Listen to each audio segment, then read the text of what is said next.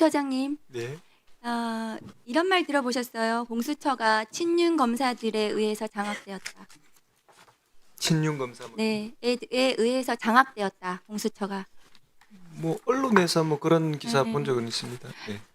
검찰 내에 친윤 검찰이 중요한 수사상의 기밀을 왜곡시켜가지고 정치권에 전달하고, 그 국민의힘으로 대표되죠. 그 정치권은 국민의힘에서 그것을 왜곡시켜가지고 논란을 증폭시키고, 그리고 시민단체가 고발하고, 그래가지고 정적을 죽이게 하는 그런 수사가 계속해서 진행이 됐어요. 윤석열 정권 하에서.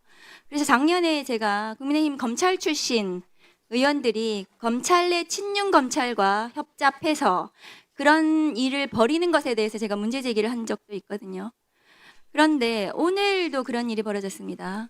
공수처 내에 수사 중인 상황에 대해서 그 내용이 국민의힘 검찰 출신 의원이 그 내용을 왜곡해서 지금 이 자리에서 얘기를 했습니다.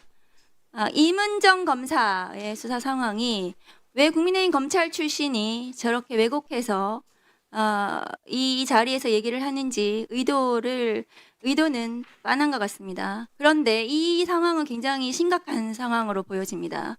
공수처 내의 수사 상황이 정치권의 먹잇감으로 제공이 되고 있는 거거든요. 공수처장님, 심각한 상황입니다. 이문정 검사가 공수처에서 수사 중인 것에 대해서는 제가 그 내용을 좀 알고 있습니다. 언론 보도를 통해서.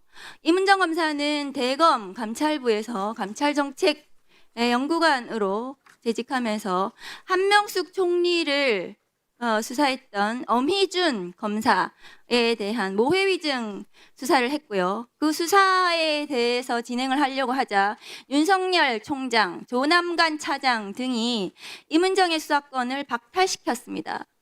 그것에 대해서 끊임없이 윤석열 검찰을 옹호하는 언론 보도가 나오니까 이문정 검사와 대검 감찰부는 그 오보 대응을 한 것입니다. 그것이 공무상 비밀 누설로 시민단체가 또 고발을 해가지고 검찰에서 수사를 했죠. 어제 나온 서울중앙지검장 정진우 검사장이 북부지검장 당시에 이문정 수사에서 공수처로 넘긴 것으로 알고 있습니다. 죄가 되지 않는데도 불구하고요. 친윤 검찰이 이문정 검사를 수사해서 공수처로 넘겼는데 공수처 내의 친윤 검찰이 또다시 국민의힘 쪽에 수사 상황을 왜곡해서 먹잇감으로 제공하고 그것이 또 논란을 일으켜서 지금 멀쩡한 검사를 또 죽이게 하는 것 같은데요. 제가 보기에는 이 수사 상황 유출에 대해서 내부적으로 감찰하셔야 되지 않나요?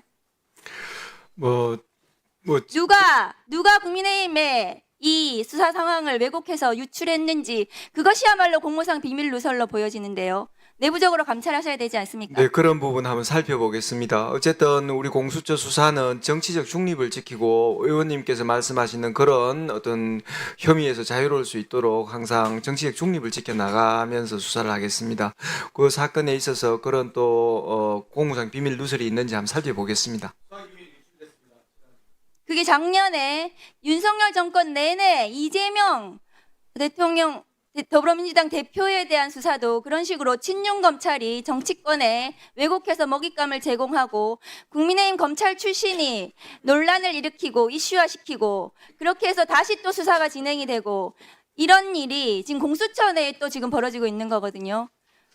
반드시 감찰해서 그 감찰 결과를 국회에 보고하시고 국민들께 그 결과를 보고하시기 바랍니다. 그런 검사는 공수처에서 검사로 자격이 없습니다. 그런 수사관은 공수처 내에서 정치적 중립을 지키고 독립해서 수사할 자격이 없습니다. 공수처가 답답하다고 많은 분들이 얘기를 하시는데요. 제 생각은 좀 다릅니다. 지난 70년 동안 윤석열식 검찰에 길들여진 국민들이 윤석열 한동훈처럼 그 특수수사처럼 잘 드는 칼처럼 계속해서 수사와 기소권을 가지고 마음대로 휘둘러서 결과를 바로바로 내고 언론에 유출시키고 압수수색 단계에서 피의자를 악마화시키고 그 동력으로 구속영장을 발부하고 나중에 구속기소에서 무죄가 나더라도 그 인생이 파탄이 나더라도 아무도 책임지지 않는 그 수사 당시에는 모두가 열광하는 그런 수사에 모두 길들여져 있기 때문이라고 생각합니다. 저는 공수처는 그렇게 피의 사실을 유출하지 않고 정식대로 법과 원칙에 따라 천천히 인권을 보장하고 인권을 보호하면서 제대로 된 수사를 해왔다고 저는 생각을 합니다. 윤석열에 대해서도 그렇게 했다고 저는 생각을 하거든요. 윤석열 내란 수계에 대해서 공수처에서 구속해서 검찰로 넘기셨는데요. 저는 그 과정 전체가 윤석열식 검찰과 다른 수사기관을 보여드렸다 국민들께.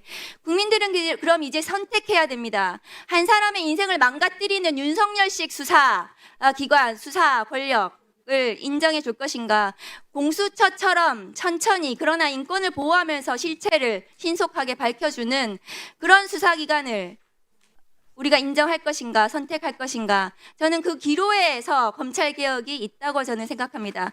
지금 국민의힘 쪽과 정치권에서 끝없이 공수처가 윤석열 내란 수계의 수사권이 없다, 공수처가 없었다 이렇게 주장을 하는데요. 공수처는 수사권이 있습니다. 그렇지 않습니까? 공수처는 법원에 의해서 5번에 걸쳐서 수사권을 인정을 받았습니다. 맞지 않습니까, 공수처장님? 6번입니다. 최근에 공무집행 방해에 대해서 그 인정하면서 영장이 발부되었으니까 또 한 번 법원에 의해서 우리 내란죄 수사권이 있다는 것이 법원에 의해서 인정이 됐습니다. 그렇습니다. 공수처는 2024년 12월 31일 체포영장을 발부받으면서 내란 수계 혐의를 분명히 죄명에 적시했습니다. 그럼에도 불구하고 법원이 영장을 발부했고요. 그리고 1월 7일 체포영장이 다시 연장이 되었습니다. 죄명이 내란이었고요. 1월 17일 체포적부심도 기각이 되었고요. 2025년 1월 19일 구속영장이 중앙지법에 의해서 발부가 됐고, 그래서 서울 서부지법, 중앙지법에 의해서 모두 2개의 법원에 의해서 6번에 걸쳐서 공수처의 수사권이 인정이 되었습니다. 그런데도 불구하고 수사권이 공수처에 없다고 계속 주장하는 그런 세력들은 윤석열이 중앙지법에서 재판으로 무죄가 나거나 공소기각이 나기를 기다리는 내란 동조 세력이라고 생각합니다. 어떻게 생각하십니까? 네, 의원님께서 우리 공수처 수사가 나아갈 방향, 그다음에 또 그동안 내란 수사에 임했던 우리 공수처 수사에 대해서 정확하게 객관적으로 그렇게 평가해 주신 데 대해서 감사드리고요. 어쨌든 저희들은 그 말씀해 주신 대로 공수처 수사가 기존에 해왔던 특수부 수사보다 더 나은, 어쨌든 그 과정에서 어떤 성과만 내는 그런 수사가 아니라 진실을 밝히고 권력기관 견제, 그다음에 부패 없는 공직 사회를 만든다는 그런 우리 공수처의 존립 근거를 위해서 의원님께서 그런 여러 가지 칭찬 주신 부분 포함해 가지고 열심히 하도록 하겠습니다. 네. 네, 수고하셨습니다.